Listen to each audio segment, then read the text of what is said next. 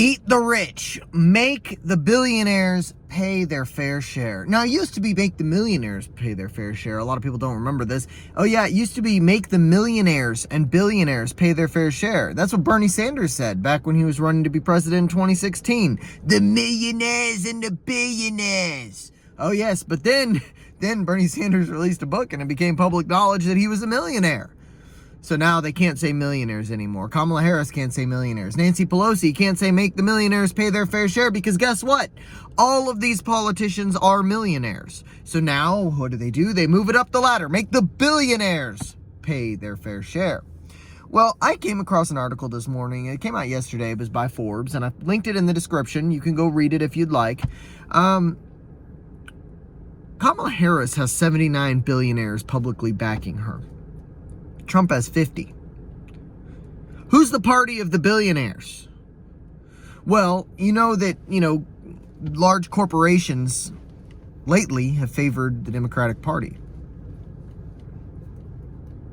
What the Democrats like to do is confuse billionaires with corporations and say, just because somebody's net worth is very, very large, they may have a lot of unrealized assets. For example, a lot of stock, and this is why Kamala Harris wants to do an unrealized capital gains tax, taxing money that people do not have, taxing money before people have it. It's absolutely ludicrous. A 25% capital gains tax is unthinkable, and eventually it will destroy this country. All the billionaires will leave, all of their companies will leave. But when the Democrats talk about taxing the billionaires, they say, well, Jeff Bezos is worth, however many $1 billion. Okay, yeah, he is. Number one, Jeff Bezos leans Democrat hard, which is kind of amusing. Second of all, Jeff Bezos does not have billions of dollars readily available. Jeff Bezos is worth billions of dollars because that's what his assets are worth. It doesn't mean he made $1 billion this year. In fact, I think his salary is something ludicrously small, if I remember right. Something like in the under 100K. Most of his money is in things like stock options and all of that, and just hard assets. Things you can't really tax. But they talk about making the billionaires pay their fair share, and they're never going to do it because the donors to these campaigns are the billionaires. Kamala Harris has raised something along the lines of 3 times as much money as Donald Trump. Why is that? Because she has lots of billionaire donors. Trump has a few too. Don't get me wrong. He has billionaire donors. But the fact that Kamala Harris has as many more as she does, like she's got more than a time and a half what Donald Trump has, that should tell you that there is no way in hell this woman is actually going to, as she says, make the rich pay their fair share. She's not going to do it. It's not going to happen. And maybe this, you could say I'm being cynical. Look at the history of politics in my lifetime. I'm 30 years old. Look at what's been going on. It's been under the table dealings. It's been insider trading. It's disgusting.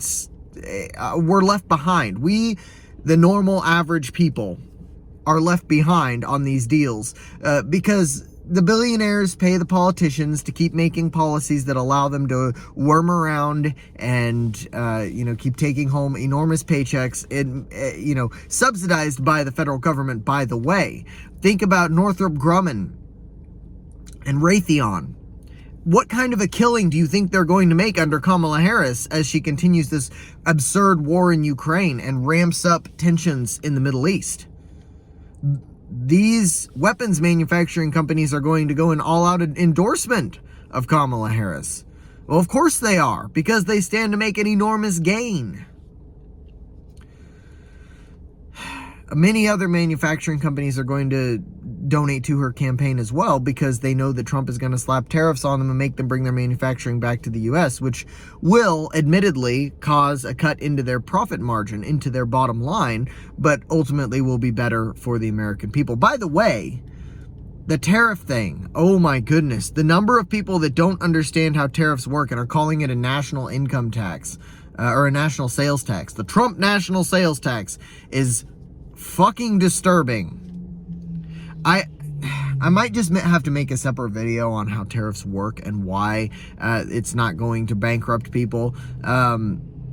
It's alarming that people are equating a tariff with a national sales tax. I think I saw Jeremy from The Quartering do a talk about it a couple of days ago. He talked about the difference between a tariff and a national sales tax, and he did a pretty good job.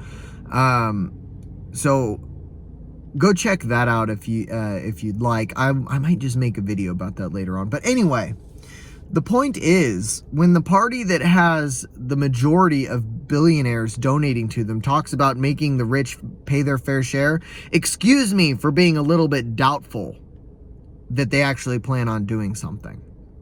That's all.